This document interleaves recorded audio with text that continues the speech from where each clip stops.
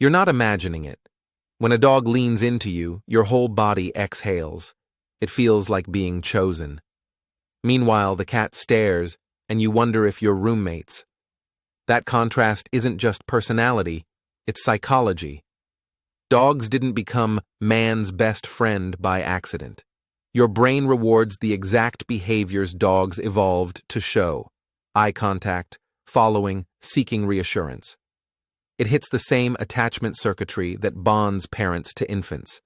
If you've ever felt lonely and a dog instantly softened it, that's not weakness, it's biology. The popularity gap between dogs and cats isn't about good or bad. It's about how each animal aligns with the way human social brains are wired. Once you see the mechanisms, the preference makes sense, and you can use that insight to build deeper, healthier relationships with any pet. We often tell a simple story: dogs are loyal, cats are aloof, so dogs win. But that narrative hides a deeper issue.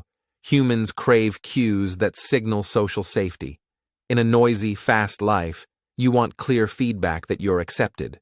Dogs provide that in high definition: tail wagging, proximity seeking, following you from room to room.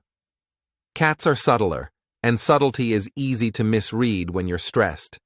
Studies on social perception show that ambiguity spikes anxiety, which makes us gravitate to relationships with obvious signals. It's not that cats don't bond, it's that their bonding style is less legible to your social brain. Add in cultural messaging, movies, memes, childhood stories, and your expectations get reinforced. The result: you feel seen by dogs and uncertain with cats, and preference follows. It's a mismatch of communication styles, not a moral ranking. Neuroscience gives us a clearer map. When you interact with a dog, both of you often show increases in oxytocin, the hormone associated with bonding and stress relief. Experiments show that mutual gaze between dogs and owners can elevate oxytocin in a feedback loop, similar to caregiver-infant bonding. That gaze is powerful because your brain is tuned to faces and eye contact. It's a fast route to trust. Dogs also evolved alongside humans for thousands of years, selecting for traits that fit human social preferences: attentiveness, responsiveness, and cooperative play. Cats domesticated differently. They coexisted with humans, but weren't bred for intense social synchrony. Your reward system loves predictability and positive reinforcement, so when a dog consistently mirrors your mood, your dopamine system tags the interaction as valuable. Over time, those repeated reward signals build attachment and habit. Popularity becomes a biological momentum, not just a cultural trend. Let's break down the mechanism in your brain. First is social salience, your amygdala and insula flag who feel safe. A dog's exaggerated cues, wagging, leaning, licking, light up that safe signal quickly. Second is synchrony. When your dog matches your walking pace or mirrors your excitement, your brain reads it as cooperation, and cooperation triggers reward. Third is operant conditioning. You give attention, the dog responds with affection, you feel good, so you repeat it. That loop strengthens with repetition, like a tiny daily training program for your attachment system. Cats do provide affection, but often on their terms, which makes the feedback schedule unpredictable. And unpredictable rewards can be addictive, but they're less soothing. In a world where you're already overloaded, soothing wins. Dogs feel like emotional co-pilots, while cats feel like independent co-workers. Your preference is your nervous system choosing the path of least social friction. This preference shapes more than your pet choice. It can color how you interpret loyalty, affection, even what you expect from friends.